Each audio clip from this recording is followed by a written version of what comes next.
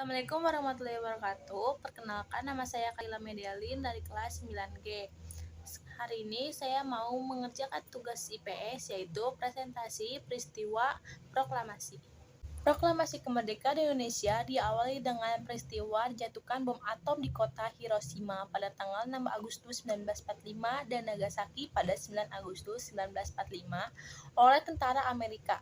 Hal ini menyebabkan Jepang menyerah tanpa syarat pada sekutu, sehingga kesempatan ini dimanfaatkan oleh para pejuang kemerdekaan untuk memproklamasikan kemerdekaan.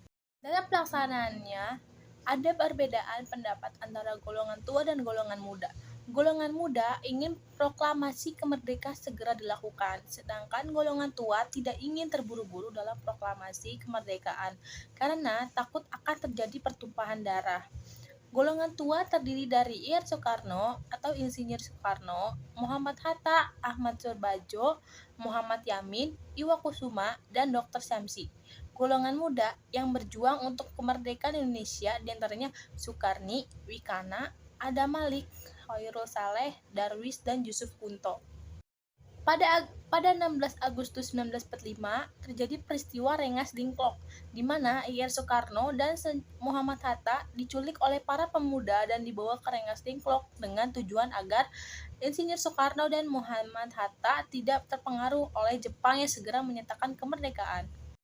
Pada 16 Agustus 1945, pukul 23.00 malam, Ir Soekarno dan rombongannya tiba di Jakarta sehingga perumusan teks proklamasi dilakukan oleh Ir Soekarno, Muhammad Hatta, dan Ahmad Soebarjo di kediaman Laksamana Muda Maeda Tadashi.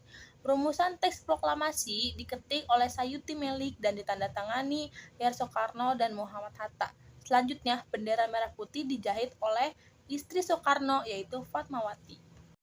Pembacaan teks proklamasi dilakukan pada pukul 10 pagi di rumah Soekarno bertempat di Jalan Pegangsaan Timur nomor 56 Jakarta. Teks proklamasi dibuat dalam dua bentuk, yaitu tulisan tangan yang dibuat oleh Ir Soekarno dan versi ketikan dibuat oleh Sayuti Melik. Teks proklamasi dibacakan oleh Soekarno didampingi oleh Hatta dan disaksikan sejumlah orang. Upacara pembacaan teks proklamasi kemerdekaan berakhir pada pukul 11 pagi dan hal tersebut menjadikan titik balik sejarah kemerdekaan Indonesia.